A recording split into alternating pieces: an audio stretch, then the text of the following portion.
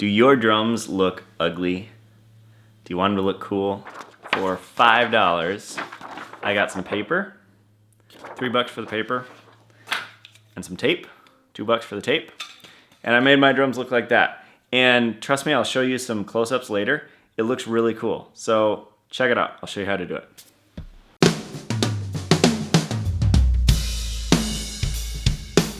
Tyler, what color are the drums? Brown. What color are we gonna make them? White. Yeah!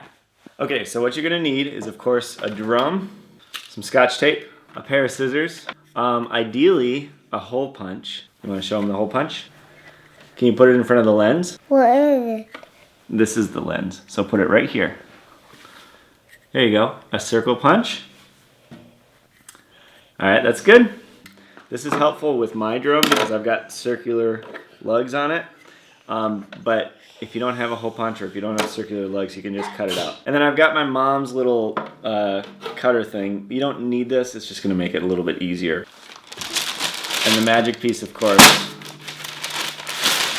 paper. Paper works amazing to create a white finish.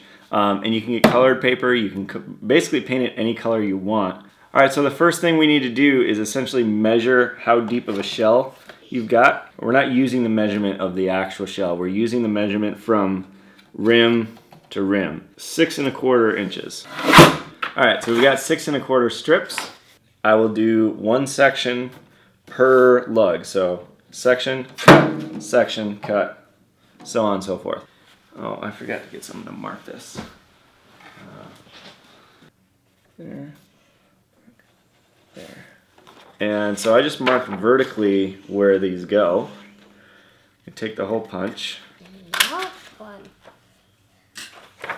Let's see if that's gonna line up there. And really all I do is I just create a cut here and here. Around one lug. Around the second lug. And I'm gonna just go ahead and fold that over right where that is.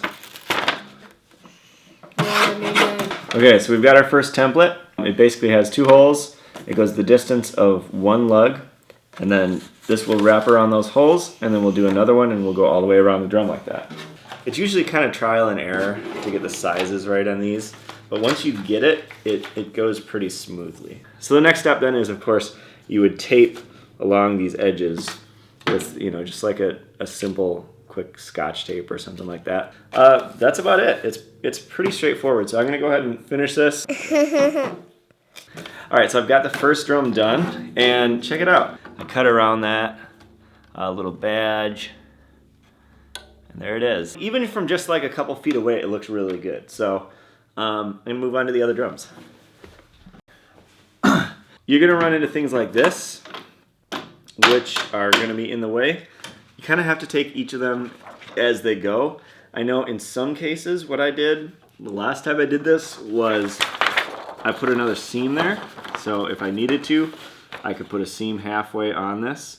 In this case, it's right next to the seam, so it shouldn't be a problem. I'll just cut out a hole. That's about the right size for that. All right, now we're moving on to the big guy. Same principle.